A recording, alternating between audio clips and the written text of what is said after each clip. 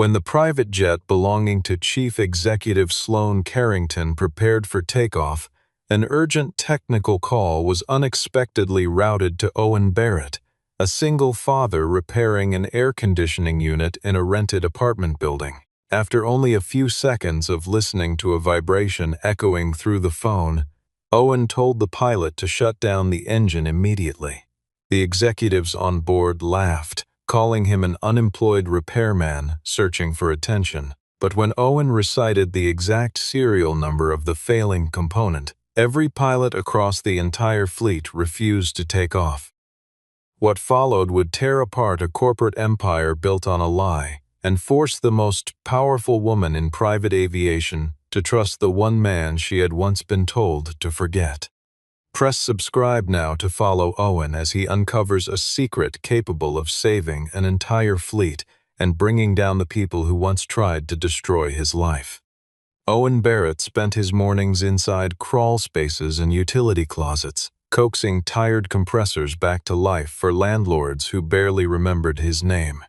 He wore a gray work shirt permanently marked with grease, and he drove a pickup truck whose maintenance had been deferred longer than he liked to admit. None of this reflected what he actually knew. 2 years earlier, Owen had been one of the most respected vibration and reliability engineers in private aviation, the man who could hear a mechanical failure forming before any sensor registered it. Now he fixed window units in a suburb outside Dallas, and he told himself that was simply what providing for a daughter looked like. His daughter, Laurel, called him that afternoon to ask whether he would make it home in time for dinner. Owen said he would try, keeping to himself the conversation he'd had that morning with a landlord demanding overdue rent. He climbed into the truck bed to gather his tools, already calculating how many more service calls he needed before the month closed out. He had built a quiet, careful life around never mentioning the career he'd lost, and never explaining why. It was easier that way, and easier still to believe the past had stayed buried.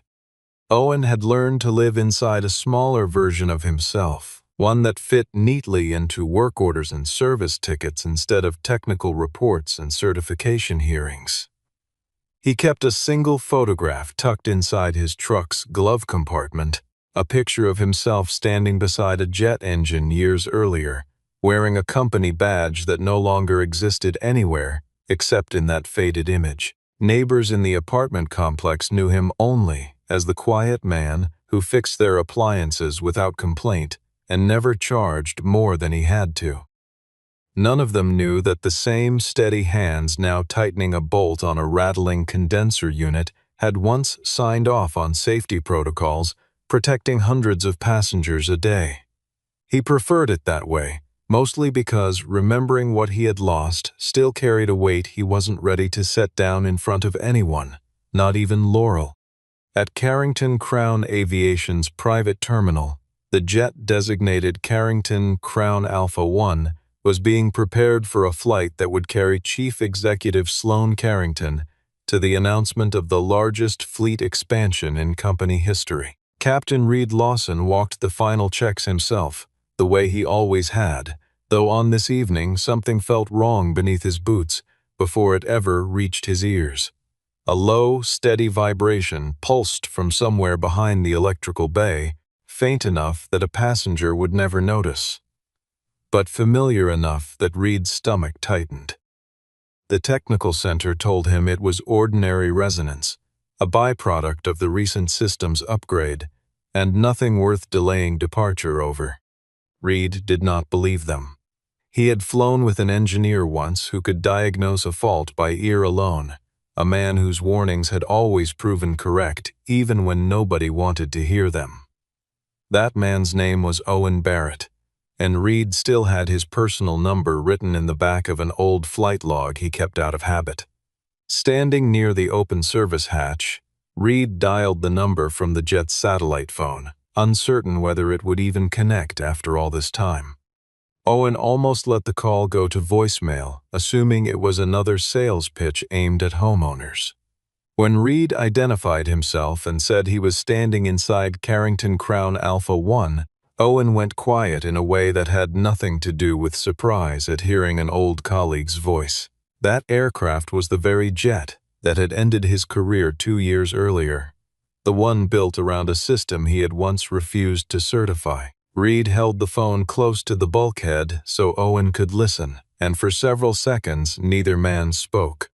Owen asked him to shut down the cabin air conditioning, cut the auxiliary power, then bring each system back online separately and in isolation. The vibration did not disappear the way ordinary resonance would have. Instead, it reshaped itself into 3 distinct pulses, evenly spaced, a pattern Owen recognized instantly from a testing program the company had quietly buried. It was the exact signature that had appeared before the Helix 9 power transfer unit failed under sustained load, the failure Owen had tried to report before anyone would listen. "Do not let that aircraft leave the ground," Owen said, his voice flat and certain in a way that startled even him. Reed asked whether the warning applied only to Alpha 1 or to something larger. Owen told him that if the rest of the fleet shared the same configuration, then none of them were safe to fly, not tonight, and not until someone opened the panel and looked.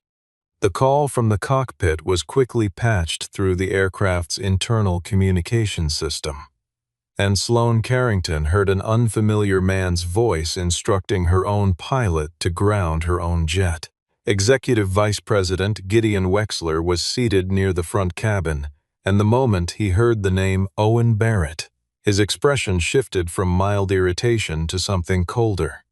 He told Sloane the caller was a disgruntled former employee, a man dismissed for failing to meet basic professional standards, and certainly not someone whose opinion belonged anywhere near tonight's launch. Owen did not argue about his past. He asked Reed to read back the serial number stamped on the Helix 9 power transfer unit installed in the aircraft's electrical bay. That number matched a batch Owen had flagged years earlier for a fault involving hairline cracking at the contact terminals under prolonged vibration, a defect he had documented in writing more than once. Gideon insisted every component on the jet carried full certification and told the captain to end the call immediately, his tone sharpening with each word. Owen asked Reed to hold the phone near the electrical panel while cycling the auxiliary power one more time. A faint crackling sound preceded the pulsing vibration, subtle but unmistakable to anyone trained to listen for it. Owen identified it immediately as unstable electrical discharge, not the harmless mechanical hum Gideon kept insisting it was. Gideon mocked the idea that a man currently repairing air conditioners could diagnose an $80 million aircraft over a satellite phone from somewhere outside Dallas. Sloane herself was skeptical, yet something about Owen's manner unsettled her more than Gideon's confidence did. He was not asking for money, not threatening anyone, not trying to draw the call out longer than necessary. He simply wanted the power cut and a specific location inside the electrical bay inspected before anyone attempted takeoff. Reed, invoking a captain's authority over safety, refused to fly, and within minutes word of the warning had reached every other pilot scheduled that evening. All 13 remaining jets in the Carrington Crown fleet used the identical Helix 9 configuration. When operations management pressured the pilots to proceed on schedule anyway, every captain independently demanded an inspection before departure. One by one, the entire fleet was grounded on the tarmac, and corporate flights, cargo transfers, and investor meetings across 3 time zones ground to a halt within the hour. Gideon warned that Owen would personally answer for every dollar lost if his warning proved false, his voice rising for the first time that night. Sloane made a decision of her own. She ordered a car sent to bring Owen directly to the airport, not out of gratitude, but because she intended to make him prove, in person and under scrutiny, every word he had just spoken into a stranger's phone. Sloane had spent her entire adult life inside the world her family built, and she had learned early that confidence, once projected loudly enough, was often mistaken for certainty by the people around her. Tonight, though, Something about the stranger's voice on the phone had cut through that practiced confidence in a way she found difficult to dismiss. She did not trust Owen Barrett, not yet, but she trusted her own instincts enough to know that dismissing him outright, the way Gideon so badly wanted her to, might be the more dangerous mistake. As she waited for the car to return with him, she found herself replaying the strange, steady certainty in his voice, wondering what kind of man spoke that plainly about grounding a fleet worth hundreds of millions of dollars without once raising his voice. The company car arrived at Owen's apartment complex before he'd had any chance to change out of his work clothes, still marked with the day's grease and dust. He called Laurel from the back seat to tell her he would be late, choosing his words carefully so she wouldn't hear the nervousness underneath them. She asked if everything was all right, and Owen told her it was, though he wasn't entirely sure that was true as the airport lights came into view through the window. When he reached the private terminal, security refused to let him through the main entrance and directed him instead toward the cargo access door reserved for deliveries and maintenance crews. Owen said nothing about the slight, though the irony of it settled somewhere behind his ribs as he walked past pallets of catering supplies toward the hangar. Former colleagues who once worked beside him now glanced away or offered only pitying looks as he passed, none of them willing to acknowledge the man who had once led their reliability program. A few, he noticed, watched him a little longer than the others, as though some part of them remembered exactly why he had left, and were not entirely comfortable with how that departure had been explained at the time. Inside the main hangar, Sloan, Gideon, the technical board, and several investor representatives were already assembled, waiting. Gideon introduced Owen to the room as a former employee dismissed for what he called professional instability, a label chosen specifically to strip away any credibility before Owen spoke a single word. He was then asked, in front of dozens of engineers who had built their careers at Carrington Crown, why he believed he alone understood something the entire technical staff had missed. Owen did not claim superior skill or insult anyone's competence. He simply began to explain, calmly and without embellishment, exactly what he had heard over that phone call. The Helix 9 unit relied on a composite contact terminal prone to developing microscopic cracks under a very specific vibration frequency, cracks invisible to the eye but detectable through sound and electrical behavior. As those cracks widened, current did not fail outright but flickered intermittently, producing the faint crackling sound just before the system switched to backup power. Standard diagnostic software often missed this entirely because voltage readings stayed within an acceptable average range even as the underlying fault worsened. Sloan asked directly what could happen once the aircraft was airborne and the fault continued unnoticed. Owen explained that the plane would not necessarily fall from the sky, but that several backup systems could switch at the wrong moment, stripping pilots of critical instrument data and control over key functions during precisely the wrong second of flight. Gideon reminded the room that Owen no longer held any professional certification at Carrington Crown or anywhere else in the industry. Owen replied quietly that the laws of physics did not change based on a man's job title. Technicians opened the electrical bay of the grounded aircraft but found no obvious signs of burning or damage visible to the naked eye. Gideon declared that Owen had triggered a company-wide crisis based on nothing more than a strange noise heard through a phone speaker. Owen asked instead for an inspection of the grounding wire located behind the power transfer cluster, an area difficult to see without disassembling several surrounding panels. A technician working carefully through the housing noticed the insulation there had discolored slightly, a subtle sign easy to overlook unless someone knew precisely where to search. Gideon dismissed it as ordinary wear consistent with normal aging of the material. Owen requested a controlled test, replicating the exact load and vibration frequency the aircraft had experienced just before departure that evening. Sloan granted him exactly 2 hours to prove his warning true, warning him plainly that failure would mean a lawsuit for every dollar lost across a fleet grounded worldwide because of him. The room emptied slowly as the 2-hour window began, though a handful of engineers lingered near the hangar doors, unwilling to admit they were curious about what the man in the grease-stained work shirt might actually find. Rowe watched from a distance with his arms folded, clearly uncomfortable being asked to assist someone he had spent 2 years being told to forget. Gideon remained close by as well, not out of concern for the outcome, but because he wanted to be standing there the moment Owen's warning collapsed under its own weight.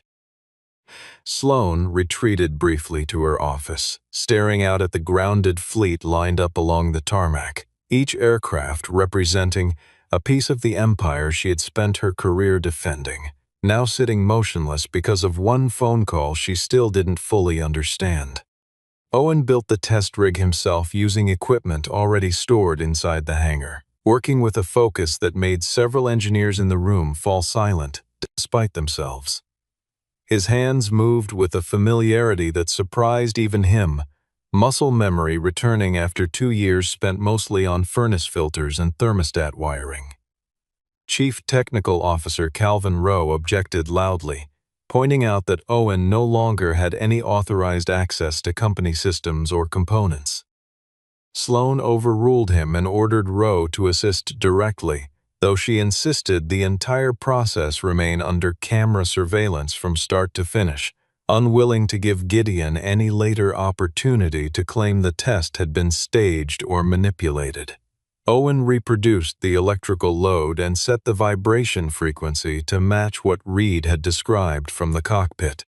The first test cycle completed without incident, the unit behaving exactly as it should under normal conditions. Gideon smiled and suggested Owen was simply stalling for time in front of an audience he desperately wanted to impress.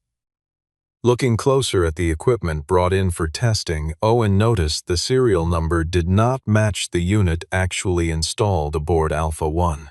Gideon explained it away as an equivalent replacement model, insisting the distinction made no practical difference.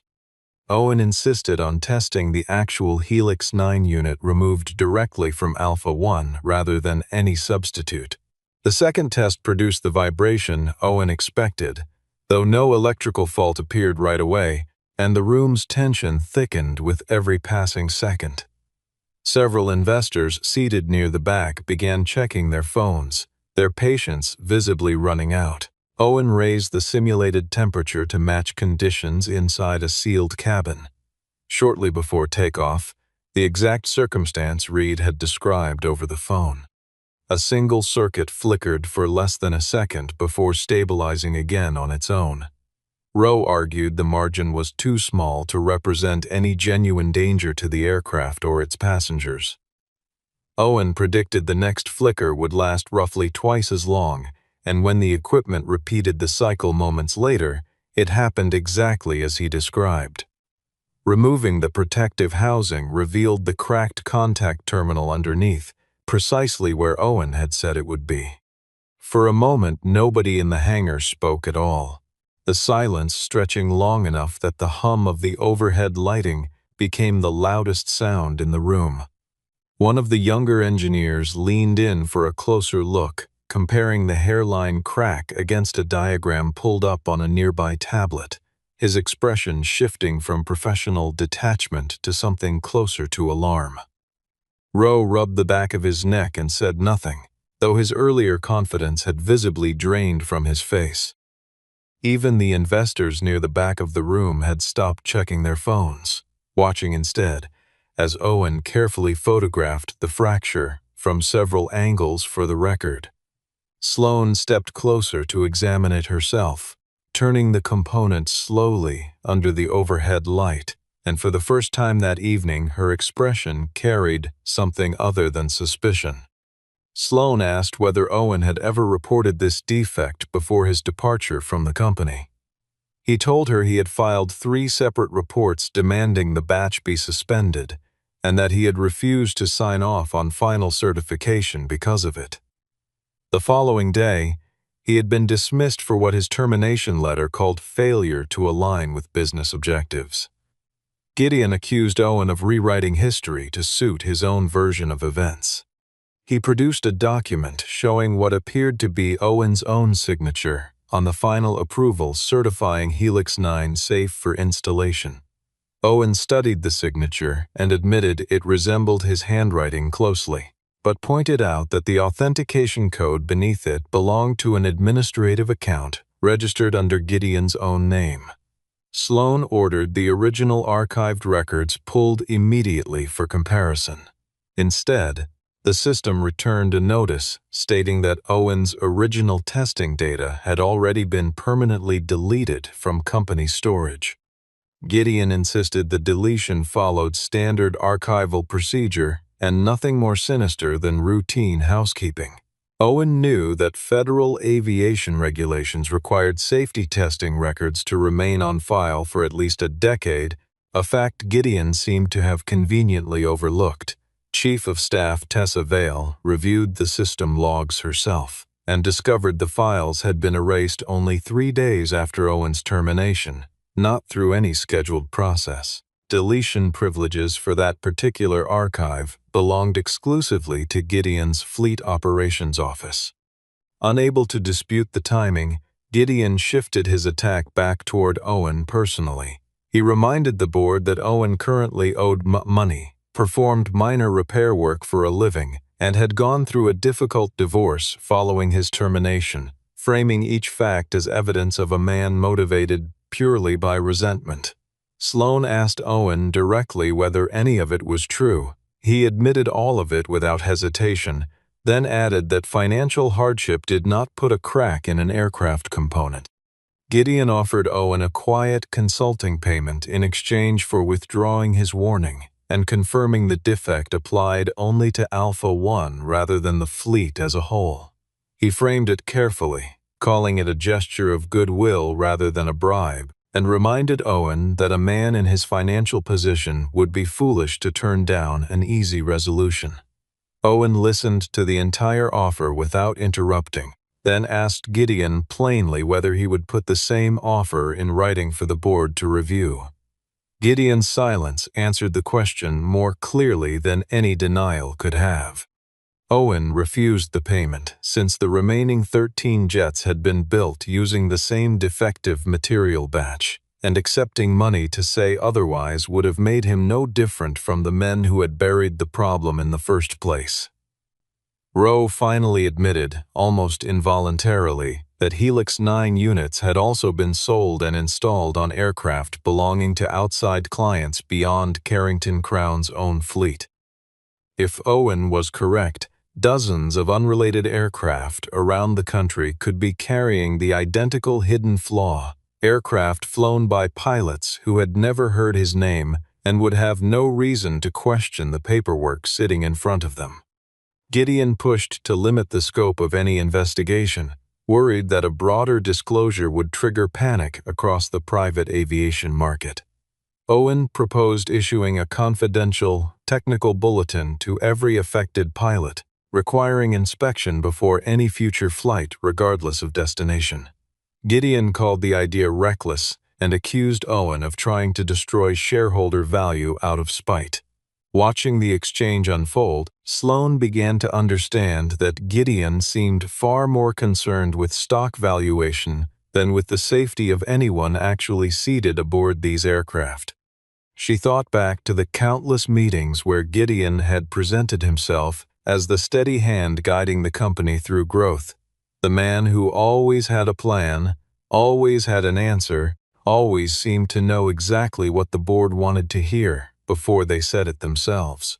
It struck her now how rarely those plans had ever included a genuine conversation about risk, how consistently every safety concern raised over the years had been reframed as a delay, an inconvenience, a threat to momentum rather than a warning worth taking seriously. She said nothing of this aloud yet, Unwilling to unravel her trust in a man she had worked beside for years based on a single evening, however damning the evidence appeared. Still, she found herself watching Gideon differently now, noticing the practiced calm in his voice for what it might actually be, a shield built carefully over time rather than genuine composure.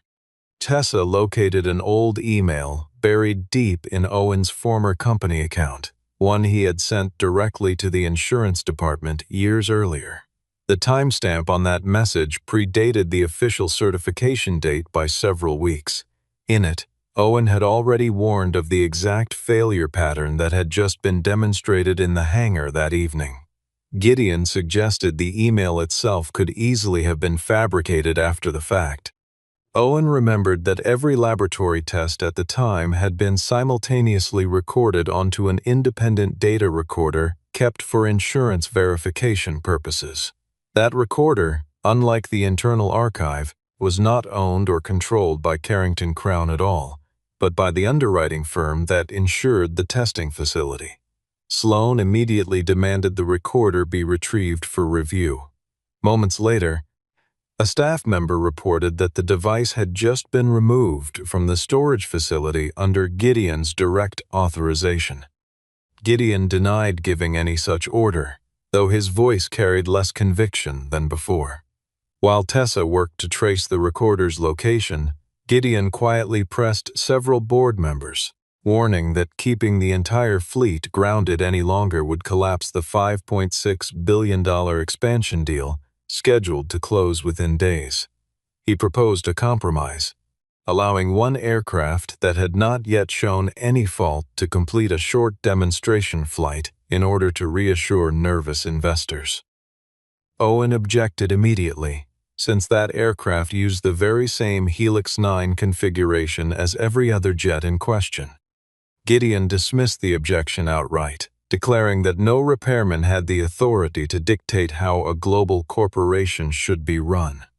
Under pressure, the board narrowly approved the demonstration flight, after Rowe signed a temporary safety clearance he clearly did not believe in himself. Sloan found herself caught between two unbearable choices: cancel the flight and risk being overruled and removed by her own board, or allow it to proceed and stake her reputation on a system already under serious suspicion. She thought of her father, who had built this company on the belief that the Carrington name meant something more than quarterly earnings, and she wondered what he would have made of a board more concerned with an investor call than with the people boarding these aircraft. Late that night, alone in her office, she called Owen directly rather than routing the decision through an assistant, something she rarely did with anyone outside her closest circle. She asked him plainly whether he believed the aircraft could fly safely under close supervision, and she listened carefully to the pause before he answered. Owen told her the honest truth was that he did not know for certain, and that anyone who claimed otherwise was guessing. What he did know was that guessing was exactly the habit that had put the fleet in danger in the first place. Sloan chose a middle path, permitting the flight only under Owen's direct supervision during final inspection, on the condition that he alone would have the authority to halt it at any point without needing anyone else's approval. While reviewing the aircraft, Owen noticed the installed power transfer unit appeared suspiciously new compared to everything else aboard. Its serial number did not appear anywhere on the original list of defective Helix 9 units Owen had helped compile years earlier. Gideon explained that the technical team had proactively swapped the component as a precaution before the flight. Tracing the wiring further back, Owen discovered the replacement had only been made at the most visible, easily inspected point in the system. A secondary controller mounted further back remained part of the original defective batch, untouched and still installed. If the demonstration flight succeeded without incident, Gideon intended to use it as proof that Owen's entire warning had been exaggerated or outright false. If something went wrong instead, he could just as easily blame Owen for having tampered with the aircraft during his supervised inspection. Owen requested the flight be halted immediately, but Rowe had already authorized departure under mounting pressure from above. Captain Reed Lawson refused outright to pilot the aircraft under those conditions. Gideon summoned a backup pilot willing to fly in Reed's place. In response, every remaining captain across the fleet declared, almost in unison, that none of them would fly any Carrington Crown aircraft until an independent investigation was completed. The image of dozens of pilots quietly setting their flight badges down on the hangar table in protest left the assembled board visibly shaken. People who had stayed silent when Owen was dismissed 2 years earlier now stood firmly behind him, finally understanding that his warning back then had been an attempt to protect them all along. Reed stood near the front of the group, watching the badges accumulate on the table one by one, each small metallic click landing louder than it had any right to.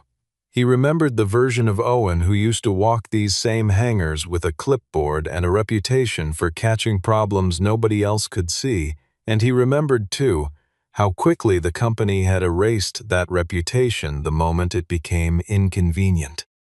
Several younger pilots who had never even met Owen before that week found themselves drawn into the same quiet defiance, moved less by loyalty to him personally than by the simple, unavoidable fact that he had been right about something that mattered. Gideon looked out at the row of abandoned badges and, for the first time since the crisis began, seemed to understand that he had finally run out of people left to intimidate into silence. Moments later, Tessa's phone rang with news that the missing data recorder had been located inside the personal vehicle of a security employee who was in the process of leaving the airport grounds. The recovered recorder was brought directly into an emergency session of the board, its recorded data displayed for everyone present to examine. The files confirmed that Helix 9 had failed across 4 separate controlled tests conducted years earlier, each failure documented in precise technical detail. Owen's own recorded voice from that period could be heard clearly, requesting the entire program be suspended immediately.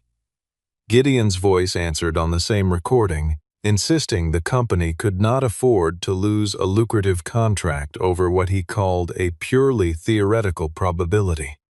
A separate portion of the recording captured Gideon directly instructing Rowe to alter testing conditions until the component could pass certification on paper. Rowe finally broke down in front of the board, admitting he had signed the falsified documents only after Gideon threatened his job and his pension if he refused. He described, in a voice barely above a whisper, how Gideon had called him into a private office years earlier and laid out exactly what would happen to his family's health coverage and his standing in the industry if he sided with Owen instead of leadership. Several board members exchanged uneasy glances, some of them clearly recalling their own private conversations with Gideon over the years. Conversations that suddenly looked very different in this new light. Gideon still tried to hold his composure, arguing that since no accident had ever actually occurred, his decision represented nothing more than a reasonable business judgment made under pressure. He reminded the board of the revenue the Helix 9 program had generated, the contracts it had secured, and the growth it had fueled across 3 fiscal years, as though the numbers alone might still be enough to buy back the room's confidence. Owen pointed to the cracked component recovered earlier from Sloane's own aircraft, still sitting on the table in front of everyone, and asked Gideon directly whether he would have said the same thing with his own family seated in that cabin. He told the room plainly that the absence of an accident so far did not mean the equipment had ever been safe, only that the fleet had been fortunate until now. Tessa then presented evidence showing Owen's certification signature had been digitally reproduced using an administrative account that belonged entirely to Gideon. Beyond falsifying records, Gideon had also quietly placed Owen's name on an informal do not hire list shared among several industry partners. Owen's ruined career had never been an accident or a simple business decision at all, but a deliberate act of retaliation carried out after he refused to stay silent. Sloan asked how Gideon could justify doing something like that under the Carrington family name. He answered that he had been protecting the empire from people too weak, in his view, to understand the true value of speed and profit in a competitive industry. Sloan suspended Gideon from his position immediately, her voice steady despite the anger clearly beneath it. Gideon laughed bitterly and told her the board would ultimately choose profit over her leadership when the final vote came. Adrian Bancroft, representing the company's largest institutional investor, turned decisively against Gideon the moment he understood the personal legal liability he might face for allowing a known defect to remain in service. He reminded the board, in a tone considerably sharper than his usual measured delivery, that every signature on that falsified paperwork now carried the weight of a federal investigation, and that protecting Gideon any longer would only widen the circle of responsibility. Other board members who had quietly supported Gideon throughout the crisis began distancing themselves as well, their earlier confidence evaporating the moment personal accountability entered the conversation. The vote, when it finally came, was nearly unanimous, and Gideon's expression hardened into something closer to disbelief than anger as the tally was read aloud. The board voted to formally remove Gideon from his position and suspend Rowe pending further review of his conduct. Tessa transferred every piece of recovered evidence directly to federal aviation safety regulators before the end of the day. Carrington Crown issued an emergency notice to every client who had ever purchased or installed a Helix 9 unit, regardless of relationship to the company's own fleet. Gideon was escorted out through the same hangar where dozens of pilots had gathered earlier that day. As he passed Owen, he muttered that he was still nothing more than an unemployed repairman who had gotten lucky. Owen replied quietly that luck was only relevant when a plane never fell from the sky, and that stopping it from ever leaving the ground in the first place was simply responsibility. The man the company had once erased from its records had become the only person in the building qualified to guide the inspection of every aircraft they owned.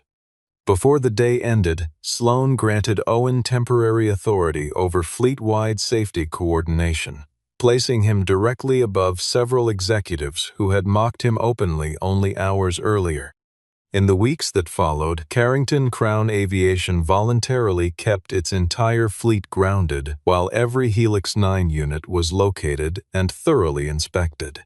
The defective components were removed fleet-wide, and the recall eventually extended to outside operators who had purchased the same faulty parts. No accident had ever occurred, but inspectors confirmed that several additional units elsewhere had already begun forming the same early hairline cracking Owen described. His original warning, once dismissed as the ranting of a bitter former employee, had prevented what safety officials later called a serious and entirely foreseeable risk to passengers and crew alike.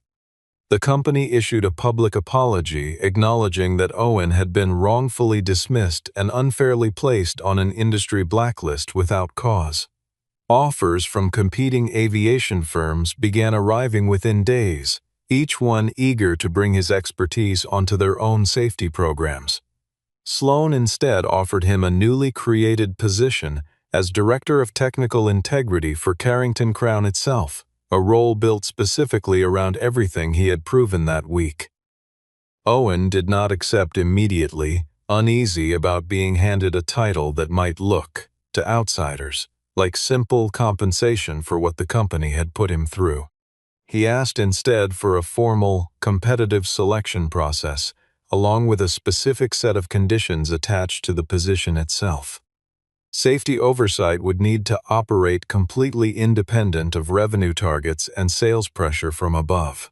No executive would ever again be permitted to alter or delete a technical safety report once it had been filed. Pilots and engineers would retain the right to halt any operation without fear of retaliation or quiet blacklisting afterward. Every safety warning filed going forward would be archived outside the reach or control of company leadership entirely.